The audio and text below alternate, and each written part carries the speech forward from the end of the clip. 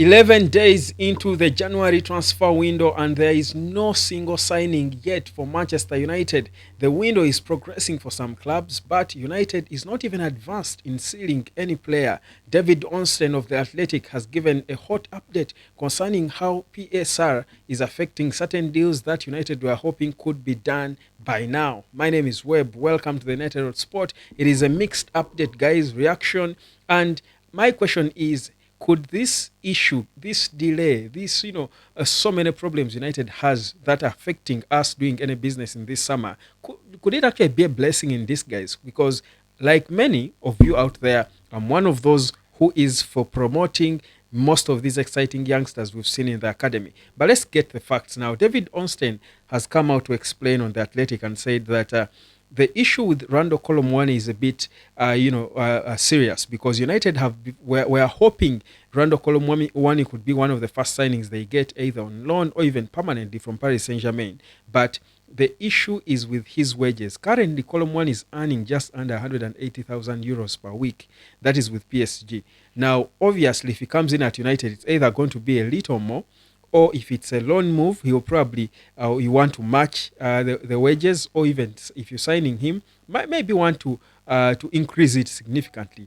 Now, United currently, because of PSR, cannot go into such a deal because they do not have the money to finance it.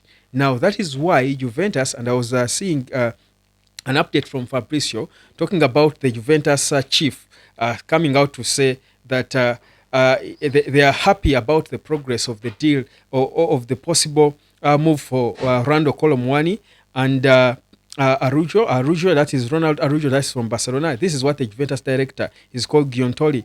He came out and said that Ronald Arujo and Randall Muani are two very good players. We hope to have good news next week in terms of new signings.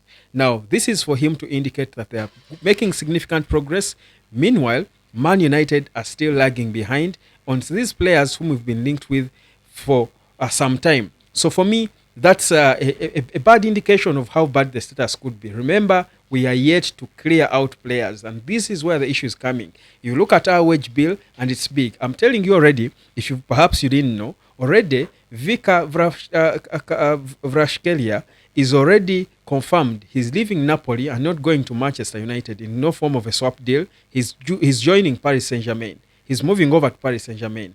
We know that Nuno Mendes, the guy you see on your screen there, is very interested in joining Manchester United, but the finances are still an issue. So as it is right now, we are trying to move, we are wobbling, we are flapping our hands, but we can't move because our hands are tied tightly by the financial fair play policy, the PSR rules. So what then does that mean? Because I'm very certain Ruben Amorim would have loved a better transfer window, because 11 days into it, you're seeing clubs like Man City being advanced. You're seeing clubs like Tottenham already have signed players who have already played games as well, their goalkeeper Kinski. And, you're seeing other clubs making progress. We know that Tottenham are now seemingly advanced as well. I think they're going toe-to-toe with Juventus for Randall Muani. United are lagging behind, even on the lesser players or the less marquee players, the cheaper players, you would say. The likes of Patrick Dogu, there is no movement happening. But you see, the issue, like I've been saying, is because we've got to first clear out players. And even when it comes to clearing out players, the progress is so slow. It's on a tortoise pace. And guys, that could affect our business this January. So, what then does that mean? For me, it's both a bad thing and a good thing, because obviously, if you're Ruben Amorim, you want to add a few marquee players to the team, even if you're honestly going to rebuild around the youngsters, the Amads, the Kobis, the whoever's of this world, the Lenny Yoros. Even if you intend to build around them, you need a few marquee names to come in and just keep it firm and good in certain key positions. Now, I understand that and I get that. But knowing now the situation we are in, could it be that time where you've got to quickly decide and bite the bullet? You say, you know what, we don't have money. Let us just trust the youngsters, because we signed so many youngsters who are promising. You're talking kids like Chido Obi. People are talking about a striker. David Ornstein was just giving an update of how Man United's chiefs feel probably it was a mistake signing Joshua Zirkee. That probably it could have been a mistake. They are beginning to really admit that they made a mistake, a bad decision on signing Joshua Zirkee in the summer. So already, but you're trapped with a boy who is on a long contract, a young long contract, but is not solving any problems for you. What do? You're stuck with him.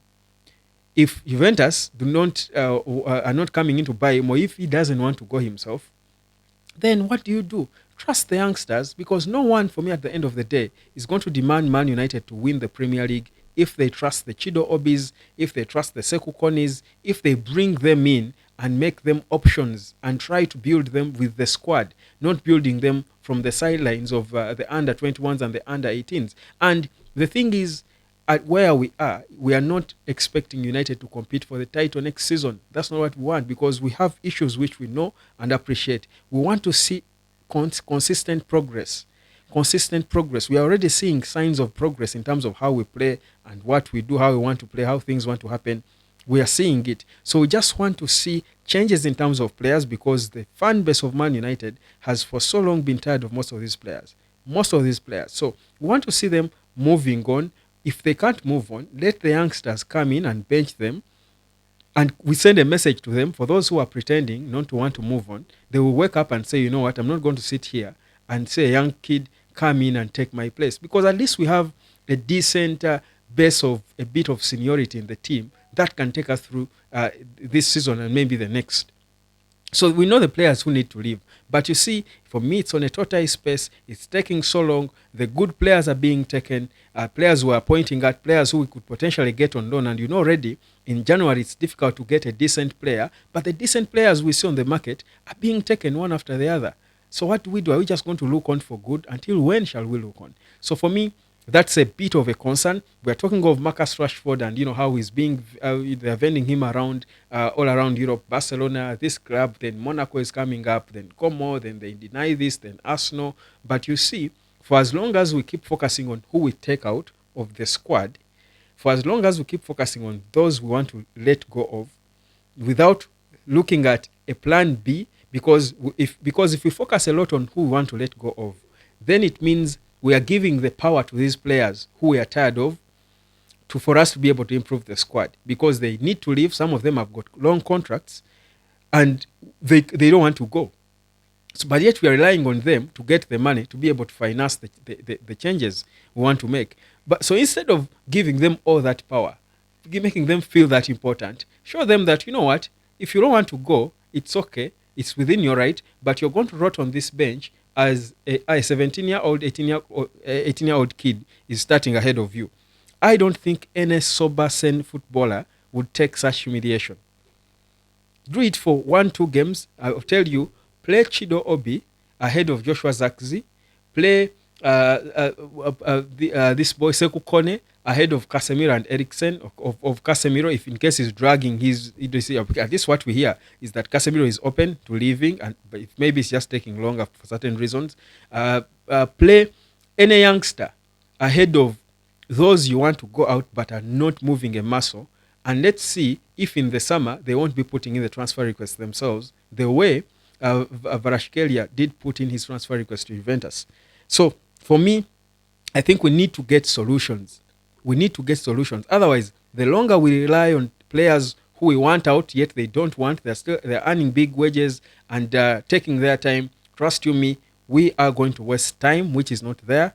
Yet, certain times you've got to make decisions by projecting what the future could look like and what the rate is. Because in any case, even if we sold some of these players who want to go, how much? Someone was saying, I read a report somewhere saying Marcus Rashford is valued at around £25 million. And I'm thinking, how insane. Even if we got a buyer to take him for 25 million quid, what would it do to the squad?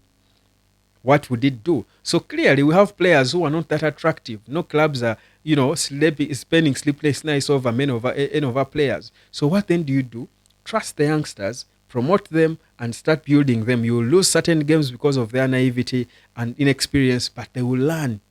For me, I just need to see solutions happen. Otherwise, the longer we drag and pretend, we will be just moving around, but without making any steps forward. You can move around, but you're not making any significant, steps into the direction you want to go. You end up in a circle. but you're making movement. So you're burning energy and calories, but you're not anywhere close to where you want to go. You've got to decide, and so I'm taking this direction. Why? Because I project this is going to delay me and I won't be making progress.